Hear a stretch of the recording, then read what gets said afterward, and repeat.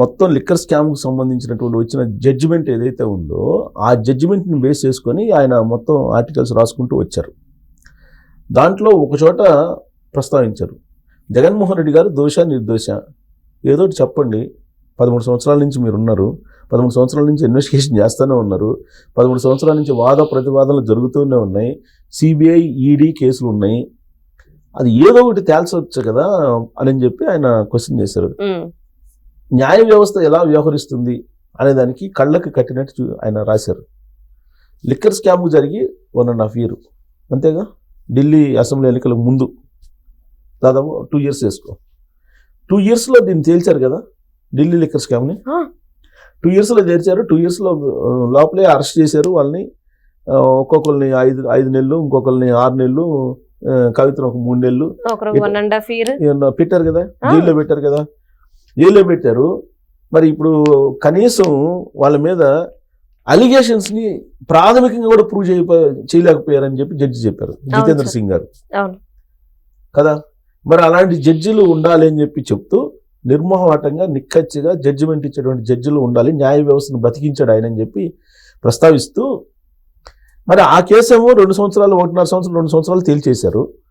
మరి 12 సంవత్సరాల పైగా ఉన్నటువంటి జగన్మోహన్ రెడ్డి గారి కేసుని ఎందుకు తేల్చలేకపోతున్నారు? దీన్ని పొలిటికల్ మోటివేటెడ్ ఇవన్నీ కేసులు, లేదంటే సిబిఐ స్వతంత్ర ప్రతిపత్తి గల సంస్థ అంటారు కదా, దానికి స్వతంత్రత ఉందా? తర్వాత ఈడీ ఉంది.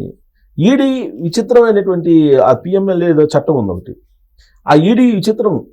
ఇప్పుడు ఈడీ నీ మీద కేసు పెట్టింది అనుకో, నేను తప్పు చేయలేదని నువ్వే నిరూపించుకోవాలి, ఇది ఎక్కడ న్యాయం అని చెప్పేసి కొత్త పలుకులు రాశారు.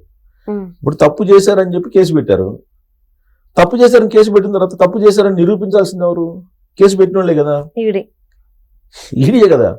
కానీ విచిత్రమైనటువంటి పరిణామం ఏంటంటే వాళ్ళేమో వచ్చి కేసు పెడతారు, నేను నిజాయితీపరుడు అని చెప్పేసి నిందితుడు నిరూపించుకోవాలి. అంటే ఒకసారి ఈడీ కేసు ఫైల్ అయిందంటే ఇంకా అది ఎంత జటిలమో చూడు.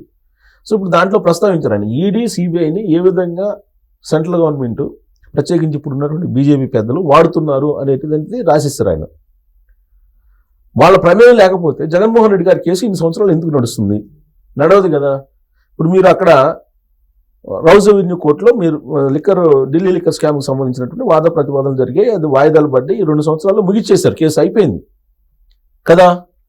మరి 2 సంవత్సరాల్లో ముగించినప్పుడు ఆ కేసుని ఇది ఎందుకు ముగించట్లేదు, ఈ కేసుని ఎందుకు ముగించట్లేదు, ఇవాళకి కూడా ఎందుకు బెంచ్ మీదకి రావట్లేదు అని చెప్పి రాశారు ఆయన.